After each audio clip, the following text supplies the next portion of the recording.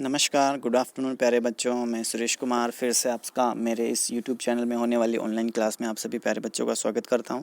उम्मीद है आप सब घर में सुरक्षित और स्वस्थ होंगे।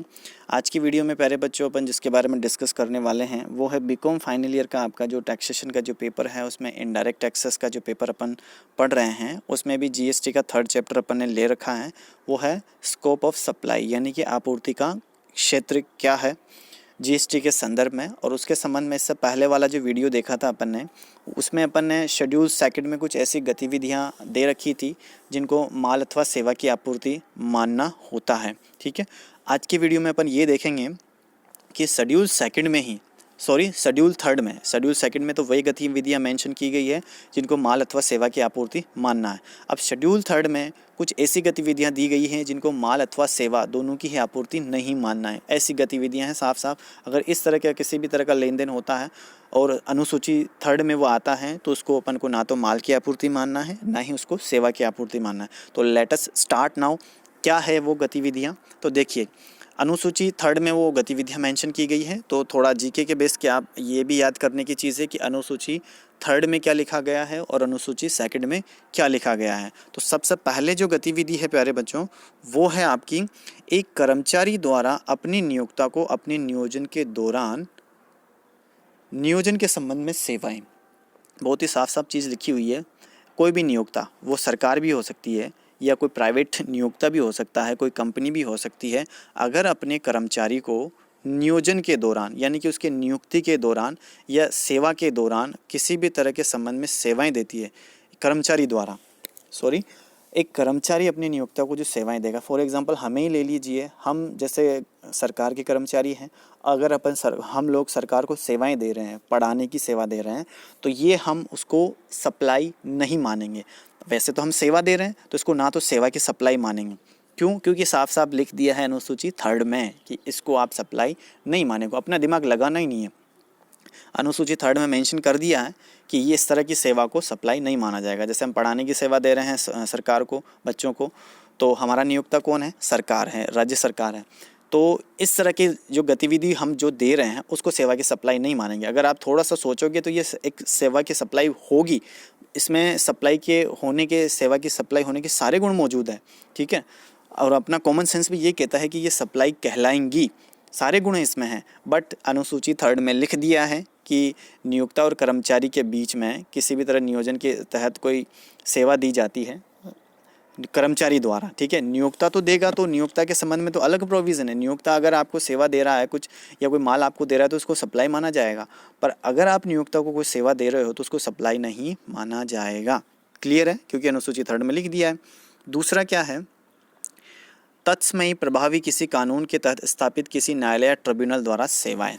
ठीक है, किसी भी कानून के तहत कोई न्यायालय स्थापित किया गया है या ट्रिब्यूनल स्थापित किया गया है कुछ विशेष प्रकार के मामलों के निपटान के संबंध में, तो ऐसे न्यायालयों द्वारा, जैसे जिला न्यायालय होता है, उच्च न्यायालय होता है, सुप्रीम कोर्ट होता है, इस तरह के जो कोर्ट हैं, दूसरे महिलाओं के लिए अलग से न्यायालय बने हुए हैं, किसी भी तरह के सेशन कोर्ट्स बने हुए हैं, ये अगर कुछ सेवाएं देते हैं तो ये सेवाएं भी सप्लाई नहीं मानी जाएंगी। साफ साफ इसमें शेड्यूल 3rd में मेंशन किया गया है। तीसरा क्या है? ऐसी क्या गतिविधि है जिसको सेवा या माल की सप्लाई नहीं मानेंगे?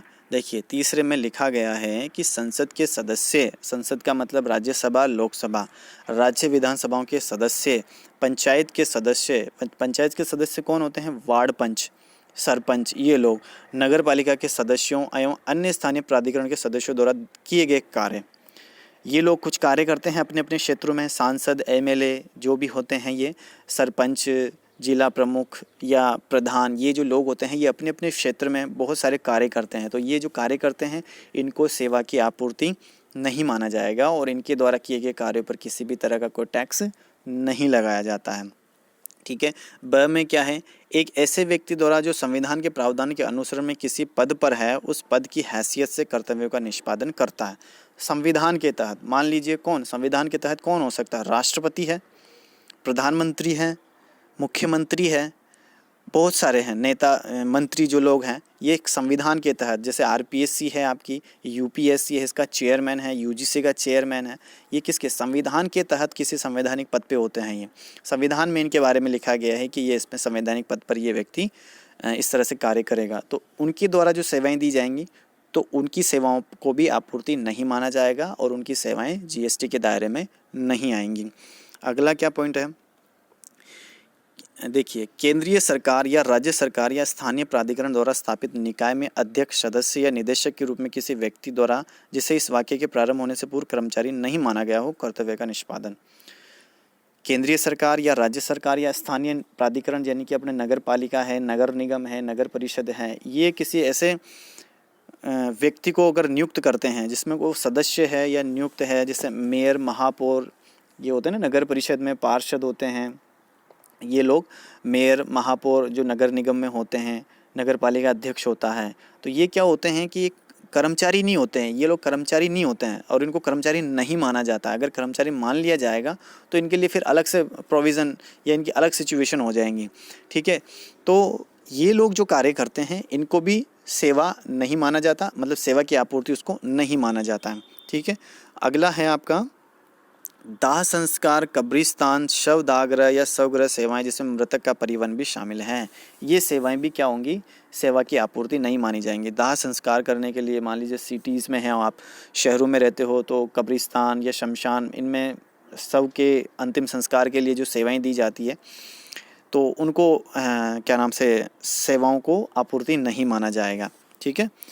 पांचवा जो है भूमि का विक्रय या भवन का विक्रय बशर्ते भवन के विक्रय की दशा में अनुसूची सेकंड के पैराग्राफ 5 का वाक्य लागू नहीं होता हो। अब आपको इस 5 जो नंबर का पॉइंट है इसके लिए आपको अनुसूची सेकंड को देखना पड़ेगा, उसमें क्या सिचुएशन है। अगर वो लागू नहीं होता है तो इसको क्या नहीं मानेंगे अपन, माल अथवा सेवा की आपूर्ति नहीं मानेंगे, ठीक है। छठा पॉइंट क्या है, लॉटरी शर्त या जुए को छोड़कर अभियोग योग्य दावे। लॉटरी शर्त जुए को तो सप्लाई माना जाएगा, बट अभियोग योग्य दावे यानी कि दूसरे किसी अन्य मैटर पर अभियोग योग्य दावे, कोर्ट में अगर कोई केसेस चल रहा है तो वो सप्लाई माना जाएगा, ठीक है, जिन पर दावा किया जा सकता है, तो इस तरह के जो मैटर हैं, ये जो गतिविधियां हैं ये आपकी अनुसूची 3 में मेंशन है। तो ये गतिविधियां अगर आपको ट्रांजैक्शन में दी जाती है या इनके बारे में आपसे पूछा जाता है एग्ज़ाम में कि इनको सेवा मानना है या आपूर्ति मानना है, तो साफ साफ लिख देना है आपको, अनुसूची 3 में इनके बारे में लिखा गया है कि ये गतिविधियां ना तो माल की आपूर्ति मानी जाती है ना ही सेवा की आपूर्ति मानी जाती है। इतना सा आपको लिखना होगा, ठीक है। आई थिंक क्लियर हो गया होगा। तो अनुसूची 2 और 3 आपने देखा कि अनुसूची 2 में जो लिखा गया है उन गतिविधियों के बारे में कि माल की आपूर्ति माननी है इनको या सेवा की आपूर्ति माननी है, आपको सीधा सीधा उसमें मेंशन कर दिया है। और अनुसूची 3 में ये बताया है कि किस गतिविधि को ना तो सेवा की आपूर्ति मानना है और ना ही माल की आपूर्ति मानना है। आई थिंक क्लियर हो गई होगी शेड्यूल 2 और 3। तो ये था प्यारे बच्चों अपना सप्लाई का स्कोप जीएसटी के संदर्भ में। सारी चीज़ें अपन ने 5, 6, 7 वीडियो में कवर कर ली है। तो अब थोड़ा सा एक आध वीडियो का मैटर और बचा हुआ है जिसमें आपको सप्लाई की वैरायटी यानी सप्लाई के प्रकार के बारे में अपन उसको डिस्कस करेंगे।